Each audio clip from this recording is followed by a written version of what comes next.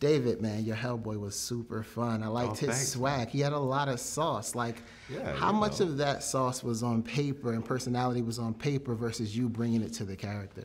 I mean, look, there's a lot of sauce in Mignola's comic and certainly on the page, but it is a collaboration when you get to do this. And in fact, you know, I worked with you know, myself coming up with ideas, friends. I hit up friends of mine to come up with ideas, and just to bring a lot of ideas of, like, you know, this sort of one-liner thing that he does, and to make it sort of specific and rich and fun and really come from a psychological place of anger or pushing people away or messing with them or whatever. So yeah, I put a lot of myself into that. It was really important to me. Yeah. The movie starts off with you having altercation with, obviously, I guess it's one of your drinking buddies that you have to go and sort of find. Yeah. Can you talk to me or describe a time when you got into an argument or a fight with one of your drinking buddies? Can you share that? Yeah. I mean, back in the day, you know, this is funny. Like, back in the day, I've had sort of a wild time with drinking. I mean, I'm sober now. I've been sober for a long time. But, like, when I was younger, yeah, it was, like, not so great. And I used to have bar friends. I was, like, the only one of my friends who had bar friends, which makes you realize that you might have a little bit of a issue. One of them was an undercover cop. And we would always be drinking down this bar in the East Village. And he'd be drinking, like, all night.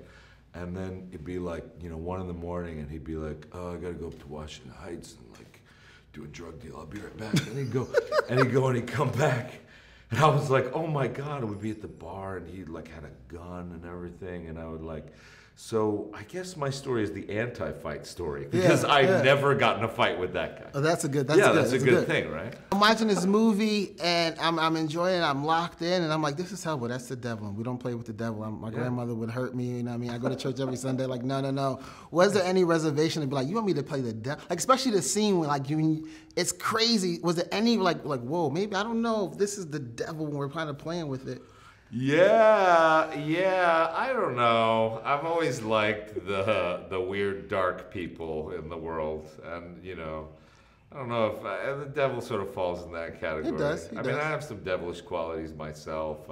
The things that I tend to like, and, you know, I mean, hell, in a way, seems like a lot of fun in certain ways. You know. Okay. I mean. Yeah, I don't know if I want to be so righteous. So, you know, hanging out with the devil, you get to, like, smoke cigarettes probably more. And there's a great line by Notorious B.I.G. He goes, when I die, fuck it, I want to go to hell. Because I'm a piece of shit and it ain't hard to fucking tell. He said, don't make sense going to heaven with the goodies. Dressed in white, so like black Timbs and black hoodies. I myself feel that way. I've felt that way many times in my life. I feel you.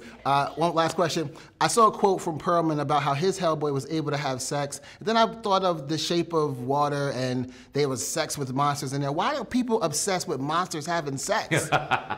It's so funny. That thing came out. It's, like, so weird because you do these junkets and you just talk about process. And to me, it's just something I was interested in process-wise around superheroes in general. Yeah. Like, I just think it's the one thing that we don't really talk about in the superhero world is, like, and not just monsters, but, like, Superman, or, like, you know, like, Batman's human, right? But, like, Superman, or, like, these people that are injected with super powers or strengths, or, like, you know, spiders bite them and they become, like, web slingers. I'm just curious about, because we never, you know, they interact in the world in these super ways, and then I always imagine them, because I'm a weirdo, in bed in some way, and I'm like, is it super? Is it weird? All this stuff. So yeah, with the devil, as you say, like, playing this half demon, I was wondering, like, you know, how that half would manifest, and it just seemed like it would be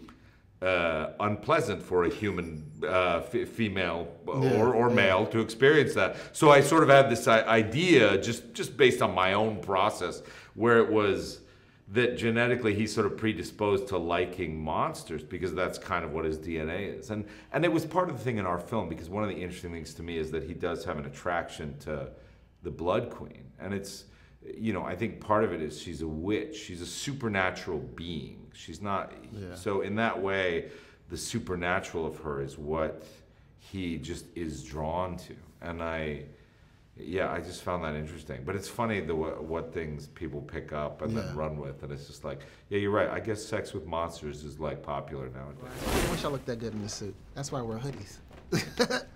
Man, Hellboy is, I enjoyed it. I thought it was fun. Great. But see, I'm watching this movie and I'm just like, and knowing how movies work, I'm like, I couldn't do this because like my grandmother would be like, there's no way you playing in a movie called Hellboy.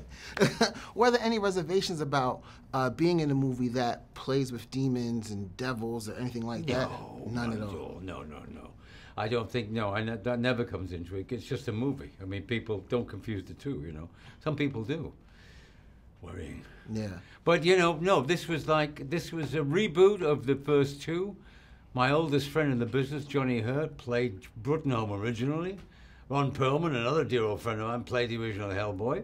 And David Harbour, who became another good friend of mine, who they couldn't have picked a better guy to play the part, you know. Yeah. They really couldn't. Absolutely. When he embraces the whole thing, he has a great time, he's funny, he's charming, he's strange, he's nutty, he's violent, whatever. He's great, just great.